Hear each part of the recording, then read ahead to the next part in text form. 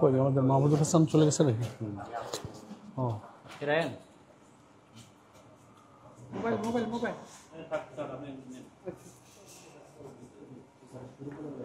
আমরা কি শুরু করে দেবো? হ্যাঁ হ্যাঁ শেষ হয়েছে।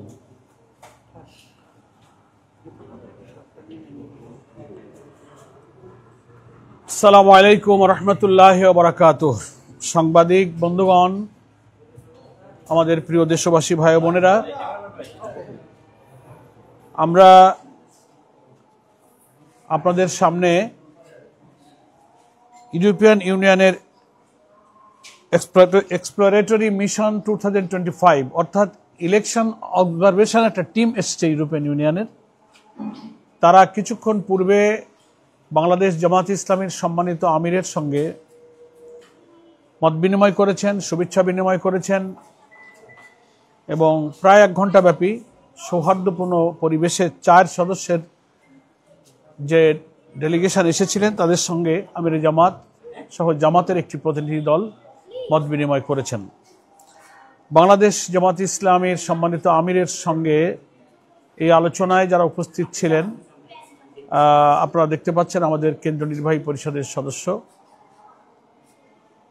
জনাব মোবারক হোসাইন, আমাদের ঢাকা মহানগরী মেডিকেল বিভাগের নেতা ডক্টর খালিদুজ্জামান সহ আমাদের নেতৃবৃন্দ।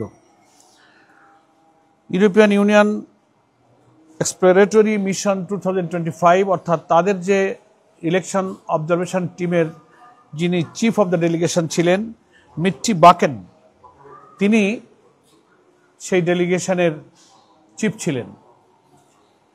তো আলোচনায় মূলত ওনারা এটা আমির জামাতের কাছে বলতে চেয়েছেন যে আসন্ন জাতীয় সংসদ নির্বাচনকে ইউরোপিয়ান ইউনিয়নের যে টিমের পক্ষ থেকে সারা দেশে অবজার্ভ করা হবে, পর্যবেক্ষণ করা হবে, সেই ব্যাপারে রাজনৈতিক দল এবং স্টেক হোল্ডারদের সাথে তারা মত বিনিময় করার জন্য এসেছেন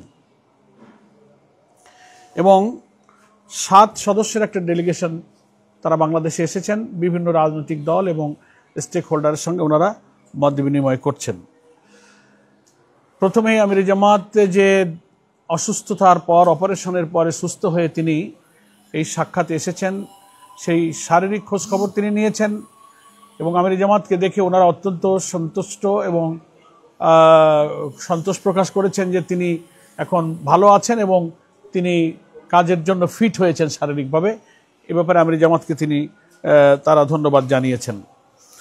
2008 সাল থেকে ইউরোপিয়ান ইউনিয়নের পক্ষ থেকে এদেশের ইলেকশনগুলো বিশেষভাবে মনিটর করা হচ্ছে, সেই ইতিহাস ওনারা তুলে ধরেছেন এবং বাংলাদেশের পক্ষ থেকে ইউরোপিয়ান ইউনিয়নের এই ইলেকশন অবজারভেশন টিমকে দাওয়াত দেওয়া হয়েছে এবং ওনারা বাংলাদেশের 64টি জেলায় আগামী নির্বাচনে পর্যবেক্ষণ করতে চান। আমির জামাত প্রশ্ন করেছেন আপনারা কি সারা দেশে কিভাবে অবজার্ভ করবেন।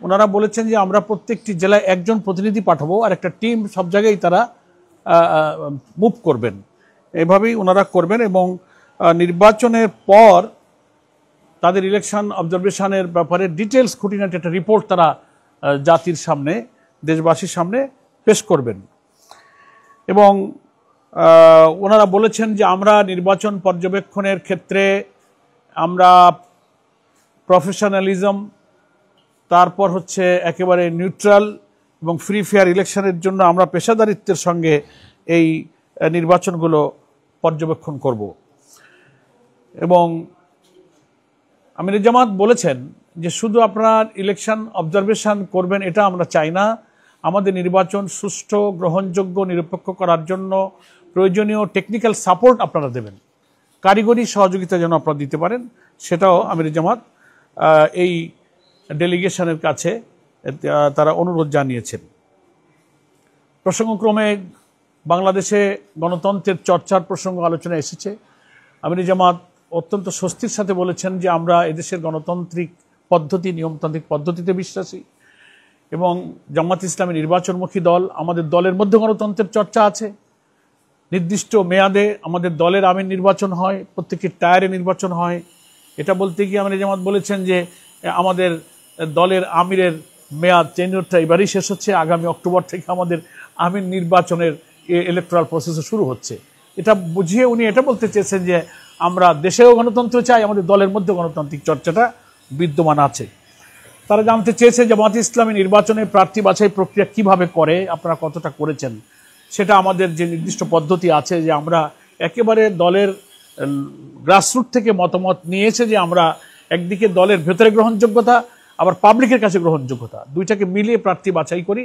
এই প্রার্থী সিলেকশনের সিস্টেম সম্পর্কে আমির জামাত তাদেরকে অবহিত করেছেন। প্রবাসীদের ভোট সম্পর্কে, ভোটাধিকার প্রয়োগের পদ্ধতি সম্পর্কে ওনারা জানতে চেয়েছেন। বাংলাদেশ জামাত ইসলামীর সম্মানিত আমির বলেছেন যে বাংলাদেশ জামাত ইসলামী সর্বপ্রথম আমাদের প্রবাসী 1 কোটির বেশি ভোটারের ভোটাধিকারের প্রশ্ন তুলেছে এবং আমরা অ্যাকর্ডিংলি ইলেকশন কমিশনে লিখিত দাবি করেছি এবং শেষ পর্যন্ত নির্বাচন কমিশন এবং সরকার এই প্রস্তাব অ্যাকসেপ্ট করেছেন এবং প্রবাসীরা যেন ভোট দিতে পারে সেই প্রক্রিয়া অলরেডি ইলেকশন কমিশন শুরু করেছেন। ওনারা জানতে চেয়েছেন জামাত ইসলামী ইলেকশনের ব্যাপারে আগামী দিনে রাষ্ট্রের দায়িত্ব হাতে পেলে তাদের মূল এজেন্ডাটা কি হবে। আমির জামাত 3টা কথা বলেছেন। আমরা এদেশের শিক্ষা ব্যবস্থাকে নৈতিকতা, মোরালিটি, উৎপাদনমুখী, টেকনিক্যাল, কারিগরি, দক্ষতা, বৈষয়িক, মানবিক সব দিক থেকে একটা নাগরিক যোগ্য হতে পারে এমন শিক্ষা ব্যবস্থা আমরা প্রোভাইড করব। আমরা করাপশন ফ্রি সোসাইটি, সমাজের সর্বস্তরে দুর্নীতি চেপে বসেছে, আমাদের হাতে রাষ্ট্রের দায়িত্ব আসলে আমরা দুর্নীতিমুক্ত একটা সমাজ গড়ব। আর আমির জামাত বলেছেন যে সোশ্যাল জাস্টিস, সামাজিক ন্যায় বিচারের দারুণ সংকট আমাদের এই সমাজে। এই প্রসঙ্গে তুলতে গিয়ে বিগত 15 বছরের ফ্যাসিস্ট রিজিমের প্রসঙ্গ তিনি এনেছেন, কিভাবে মানুষ ডিপ্রাইভড হয়েছে, অধিকার বঞ্চিত হয়েছে, তারা নির্যাতিত হয়েছে, ভিন্ন মতের উপরে জুলুম হয়েছে, জামাত ইসলামীর অফিস বন্ধ করা হয়েছে, নেতাদের গ্রেফতার করা হয়েছে এবং আমির জামাত সহ আমরা অনেকে কারাগারে ছিলাম।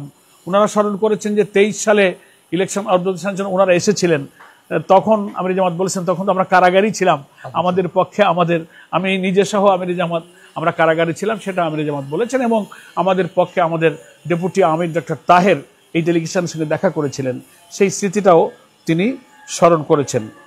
ফলে এই সব আলাপ আলোচনা আমাদের মধ্যে হয়েছে এবং আগামী ফেব্রুয়ারিতে ইলেকশন হওয়ার ব্যাপারে আমাদের চিন্তা ইচ্ছা জানতে চেয়েছেন। আমির জামাত অত্যন্ত দৃঢ়তার সাথে বলেছেন আমরা ফেব্রুয়ারিতে ইলেকশনে যেতে চাই, প্রোভাইডেড আমাদের যে রিফর্ম প্রপোজালগুলো জুলাই সনদের আইনি ভিত্তির মধ্য দিয়ে এই নির্বাচনটাই এর ভিত্তিতে হইতে হবে, তাহলে নির্বাচন ফেয়ার, ফ্রি এবং ক্রেডিবল হবে, এটা আমির জামাত বলেছেন। এরপরে বলা হয়েছে যে আমাদের ব্যাপারে সারা দুনিয়াতে এবং দেশের ভেতরে বাইরে কিছু মিস ইনফরমেশন, ডিসইনফরমেশন হচ্ছে, সেসব বিষয়ে আমির জামাত তুলে ধরেছেন, ওনারাও এটা স্বীকার করেছেন। নেক্সট আমাদের সর্বশেষ আমির জামাত যেটা ওনাদেরকে শুভেচ্ছা জানিয়েছেন যে আপনারা এখানে এসেছেন, আমরা আমাদের মতামত দিতে পারলাম, আমরা খুশি হব যে এই নির্বাচন নিরপেক্ষ করার ব্যাপারে যদি আপনারা সম্পূর্ণ পেশাদারিত্ব এবং নিরপেক্ষতা অবলম্বন করেন এবং এই নির্বাচনকে সুন্দর করার জন্য কারিগরি সহযোগিতা করেন। এবং ওনারা আশাবাদ ব্যক্ত করেছেন যে আগামী মাসে ওনারা আরেকবার দেশে আসবেন এবং নির্বাচনের তফসিল ঘোষণার আগেই আরও বিভিন্ন বিষয়ে বিভিন্ন দল এবং স্টেক হোল্ডারের সঙ্গে ওনারা আরও কিছু ঘনিষ্ঠভাবে মত বিনিময় করবেন। তো খুব সংক্ষেপে প্রায় 1 ঘন্টার মত বিনিময় তো খুব শর্টে আপনাদের সামনে আমি পেশ করেছি। আমরা ওনাদের প্রতি আমির জামাত সন্তুষ্টি প্রকাশ করেছেন এবং খুব সৌহার্দ্যপূর্ণ পরিবেশে আমরা আলোচনা করেছি এবং ওনাকে আমরা বিদায় জানিয়েছি। আপনাদের সকলকে ধন্যবাদ। আসসালামু আলাইকুম রহমতুল্লাহ বারাকাতুহু। না, পিয়ার পদ্ধতির বিষয়ে ওনারা কোনো প্রশ্ন করেননি আর আমির জামাত এই প্রশ্ন তোলেননি। বিএনপির সঙ্গে কোনো আলোচনার প্রশ্ন ওনারাও তোলেননি, আমরাও এখানে আলোচনায় উত্থাপন করিনি। সকলকে ধন্যবাদ। হ্যাঁ, সেটা আমাদের স্পেনের রাষ্ট্রদূত এসেছিলেন, তাদের সঙ্গেও আমাদের যা এগুলো বললাম এই জাতীয় আলোচনায় ওখানে ওনাদের সঙ্গে স্থান পেয়েছে। সকলকে ধন্যবাদ। আসসালামু আলাইকুম।